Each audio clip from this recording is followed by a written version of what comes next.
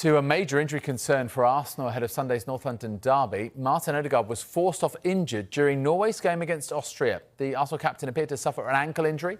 He had to be helped from the field. Arsenal are already without the suspended Declan Rice for this weekend. Old pal Paul Merson, who we spoke to last week, said not as confident as he was last season. How do you see it? Yeah, I know what Mercer's feeling. Because no matter what happens, in the league or where you are, where you finish, whenever we were playing, we always used to look when the Tottenham game was. That was the first fixture we looked for, and we always knew it could be tricky. And especially with this Tottenham side now, they're not as consistent as they'd like to be just yet. But when you look at the team on paper and you see some of their performances, they can beat anybody on their day. So it's down to Arsenal to keep them under control, not let them play that, try and really, force our game onto Tottenham. But it's going to be difficult. Obviously, Declan's not playing, so then that leaves a chance for someone like Jorginho, who's not, he's not such a bad replacement to come in, is he? But they were always tricky games against Tottenham. Just to come back on that consistency point that you made about Spurs, does that make a team almost all more dangerous in that they can be terrible at times, as they were in the first half of the North London derby, I think the second one of last season, but they can be absolutely devastating as well on their day? No, exactly. And that's where our worries come in, because we know that if they are on it from minute, the first minute, then they can be a problem. But it's about consistency and it's about doing it regularly. And then that's what Arsenal have been doing. Arsenal have got off to a really steady start. I'd say a bit better than a steady start. But these North London derbies, and I know what people, form goes out the window because different things happen in North London derbies. I've just been working with Robbie Keane and we were chatting about all the different London derbies that we've played in and how good they were, and all of a sudden, a really strange result, comes into play. And hopefully that's not a strange result as in a Tottenham win. You mentioned being without Declan Rice there. I mean, sort of raking up old ground, talking about the incident itself, but it seems just such a soft way to be missing one of your best players, doesn't it? It is a yellow card by the letter of the law, but such a frustrating way to miss a game like that. Yeah, I was looking for the referee to use common sense, in this. Both players knew what they were doing. Declan knew he was just nudging the ball out of the guy's way. The guy knew that. Because there wasn't a pass on the different angle. There isn't a pass on for him to be hitting the ball that hard. And so, yeah, both players knew what they were doing, but just a little bit of common sense. Nothing would have been said if it had just had a word with both of them and got on with it. But, the letter of the law says that he kicked the ball like 3 or 4 foot too far, which in itself sounds ridiculous. But, through that, Declan's going to miss a North London derby. But as I say, we've got people like Jorginho coming back in, that can come back. Shame for Mourinho because obviously he's got injured in his first training session and he would miss that, because otherwise I would imagine that he might be the one that got the nod. But we've still got great competition in those midfield places. You said it had been maybe more than steady start, 7 points from 9. There probably won't be a season in the near future where it feels like a disaster drawing with a team as good as Brighton. Having said that, Manchester City 9 points from 9. They look in about third gear at the moment, don't they? And it feels like a game that... Is it too much to say that Arsenal can't afford to lose on Sunday? I would imagine that Mikel's attitude is that we can't afford to lose any game because the pressure that Man City are putting on people is phenomenal. Especially when you look at last season and they were without De Bruyne for probably half the season. They were without Haaland for about a third of the season, yet they still won it. They've had a couple of good signings coming back to the club. So it's going to be tough. But as an Arsenal lover, I look back at it and we took 4 points off Man City last season. So it was our games against the other teams that we needed to be better at. We had a couple of bad results against Villa. There was a couple of others in there, but we need to be a little bit more ruthless, and then maybe we can start putting some pressure on Man City, and let's see how they deal with that. Just on your experiences, you always said as a player that you first up started looking for when the North London derby was. take me through the week leading up to it. Did you hide yourself in a bunker and try and avoid everyone and talking about the game non-stop before you played Spurs? A little bit, but you know what's coming. You know that it means so much for the fans because they have to go to work with each other, and it's all about bragging rights, and then being able to go into work the next day and like being the top team in North London, and it means a lot. My memories are of Gaza trying to trip me up in the middle of the park when we were swapping ends and trying to actually pants me in the tunnel and all sorts like that. The typical tricks that Gaza got up to, but also some great memories of beating Tottenham, getting beaten by Tottenham, having the whole of White Hart Lane singing a certain song about a guy that scored a long range winner in a European Cup final. There's good memories and bad memories of these North London derbies. Paul Gascoigne causing trouble. I can't believe that for a moment. And let's start with Arsenal. So we both agree there's a big overarching issue here, which nobody, I think, is talking about. Mikel Arteta, his contract is up in June. He has not signed a new one. The club are briefing that they're relaxed about it, which is fine. We both agree that you may be relaxed, maybe others aren't. Yeah, it's a little bit weird in the sense that I think a lot of us expected that Arsenal started the season a couple of weeks ago and that the day before the season starts, we'll have a big announcement, Mikel Arteta signs his contract. That's in the natural way to do it. During the summer in America, in the pre-season tour, it was suggested that nothing to worry about. But I do think that Mikel Arteta has been a big architect of what's happened at Arsenal, the rebuild, and he's obviously extremely important to their future. It just doesn't really stack up. With players, it's different. With players, you're talking about, the value in the market. Do you extend a contract to a player in his 30s, for instance, or do you give a longer contract to a player that's younger than that? But with a manager, there's no kind of market to worry about. You have to just get the guy nailed down and prove that he's the guy that's steering you towards a brighter future in Arsenal's hope, I guess. I just have to laugh about this because, there's some clubs, thinking of United here, they're like, oh, we're keeping the manager, he's got a year left, but we have to extend his contract because that's how he gets authority over the players, right? I love the fact that Arsenal clearly don't feel that way. Arsenal clearly feel we've got enough of a reputation of trust.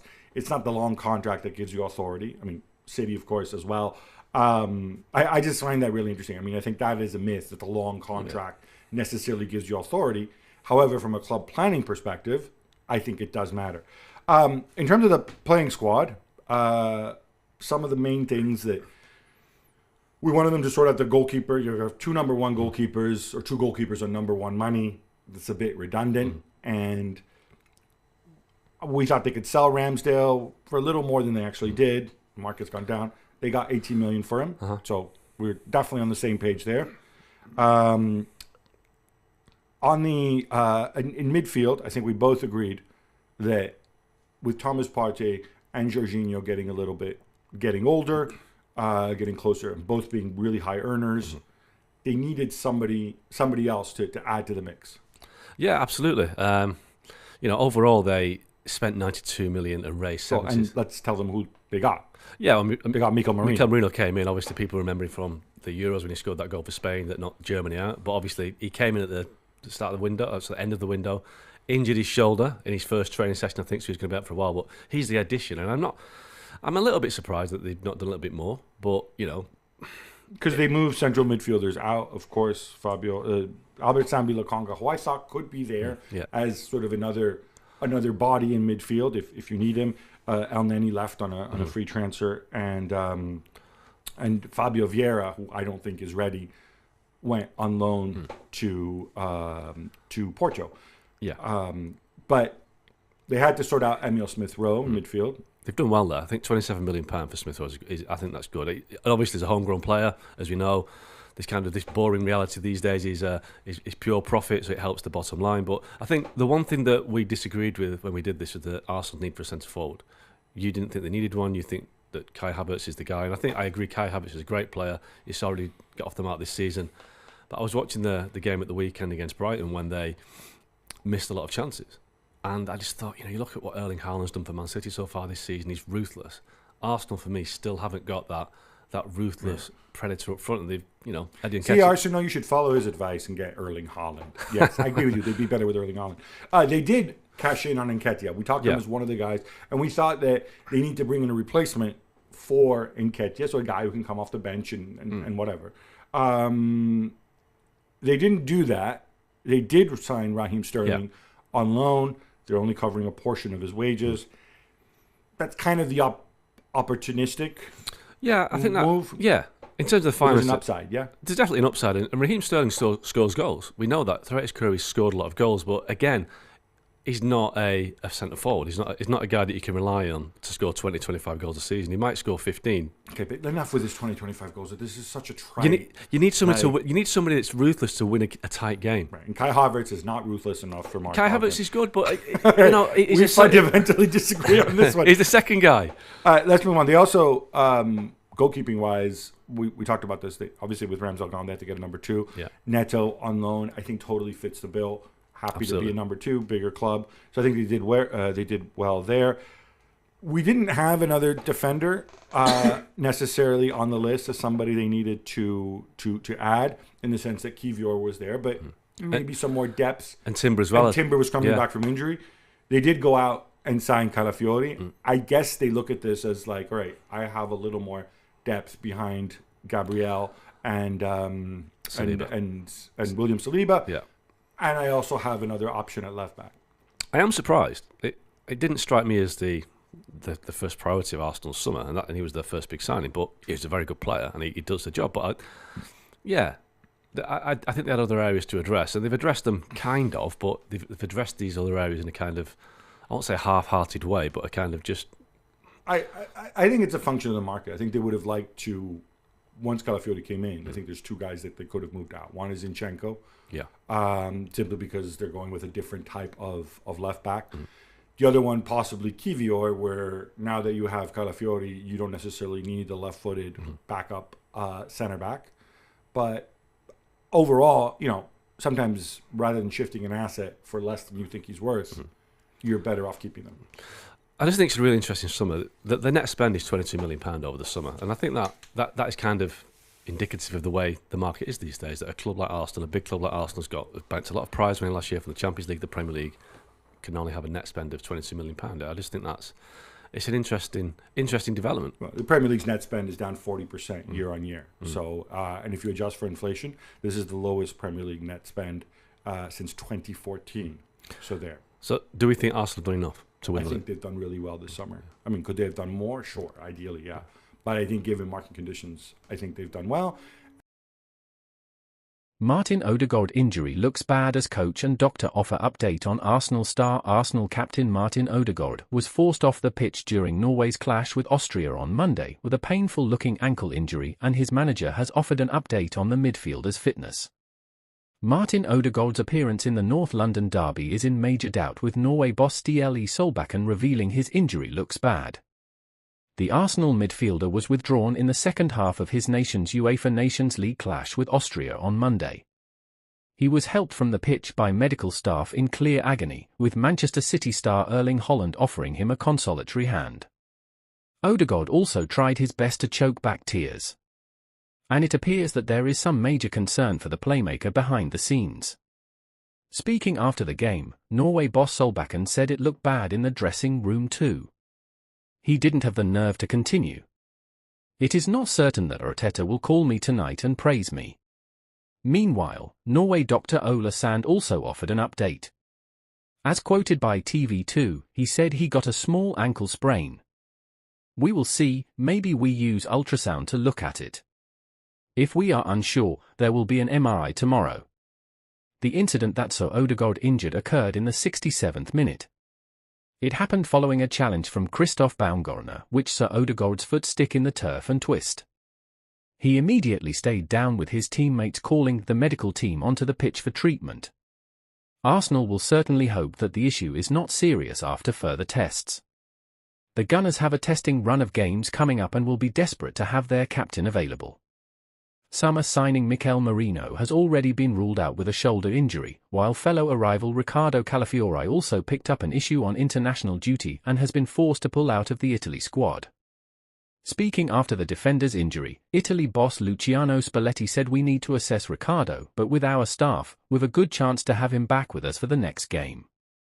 But his optimism was not well placed as Calafiori returned to North London and will play no further part in the current break. Elsewhere, Declan Rice is set to be sidelined for this weekend's clash against Tottenham following his controversial red card against Brighton before the international break. Following this weekend's game, Arsenal then kick off their Champions League campaign against Italian side Atalanta. They then face potential title rivals Man City at the Etihad Stadium. Mikel Arteta's men then welcome Bolton and Leicester to the Emirates Stadium ahead of a showdown with PSG at the start of October. Arsenal have so far enjoyed a positive start to the new season with 7 points from their opening 3 games. They beat Wolves and Aston Villa in their opening 2 games before being held by Brighton. Arsenal have one player in the team they cannot be without, and that is captain Martin Odgaard. The Norwegian midfielder is the heartbeat of the team, and his world-class levels both with and without the ball are not only crucial to Mikel Arteta's side, but also impossible to find elsewhere in the team. Odgaard was the most creative player in the Premier League last season, with the Arsenal captain topping the expected assist tally of 11.17. The only player who got close to that mark was teammate Bukayo Saka, who got 11. But it is his role in Arsenal's pressing where Odgaard is so vital. No player won more possessions in the final third than him last season, while only 5 players have managed more pressures leading to a turnover than the Gunners' midfielder. More worryingly, Arsenal have a serious midfield crisis going into Sunday's North London derby at Tottenham. Mikel Merino is out for a while with a fractured shoulder, while Declan Rice is suspended for the game after his red card against Brighton. With Emile Smith-Rowe and Fabio Vieira allowed to leave in the transfer window, it leaves Arsenal worryingly short in central midfield. Thomas Partey, not always reliable fitness-wise himself, is now a guaranteed starter. Arteta now has who out of Jorginho, Kai Havertz and Leandro Trossard could play alongside him in the number 8 role if Odgaard ends up on the absentee list. The Arsenal manager could also turn to youth, with Ethan Nwaneri and Miles Lewis-Skelly, both yet to make a Premier League start for the Gunners, impressing in pre-season. Ben White, Jurrien Timber and Oleksandr Zinchenko also have midfield experience in their careers and often end up in that area of the pitch as inverted fullbacks. But it is not an ideal situation for Arsenal, who have 3 busy away trips to Spurs, Atalanta then Man City in their first 7 days after the international break. They have already dropped points to Brighton this season. They may not want any more slip-ups in this unforgiving title race with Man City. Odgaard, Calafiori, Merino, Arsenal injury news and return dates ahead of North London derby. The latest Arsenal news as the Gunners have been dealt another potential injury blow ahead of the weekend's visit to the Tottenham Hotspur Stadium. Arsenal have been handed some injury concerns over the international break, with Mikel Arteta now sweating over the fitness of Martin Odgaard ahead of the return of the Premier League this weekend. The Gunners travel to the Tottenham Hotspur Stadium for the North London derby on Sunday afternoon. But they already know that they will be without 2 midfielders in Declan Rice and Mikel Merino, due to suspension and injury respectively. There is now a doubt over club captain Odgaard, who has been in international action for Norway over the 2-week break. If he is unavailable, it would cause a real selection headache for Arteta with midfield options ahead of the clash already low. It's the second injury worry of the international break, with new signing Riccardo Calafiori picking up a problem while away with Italy. With that in mind, here is the latest on matters in the treatment room at Arsenal. Riccardo Calafiori. Injury calf. The defender suffered the injury in Italy's Nations League clash against France. There was initial optimism that he would be able to feature for the nation again this week, but he has since returned to Arsenal to continue his recovery. Mikel Merino. Injury shoulder. What Arteta has said very unfortunate. Yesterday, he had a collision and he has a shoulder injury. It looks like he's going to be out for a few weeks. He was really excited and everything was looking really good. He landed on the floor and Gabby landed on top of him, and it looks like he has a small fracture, probably.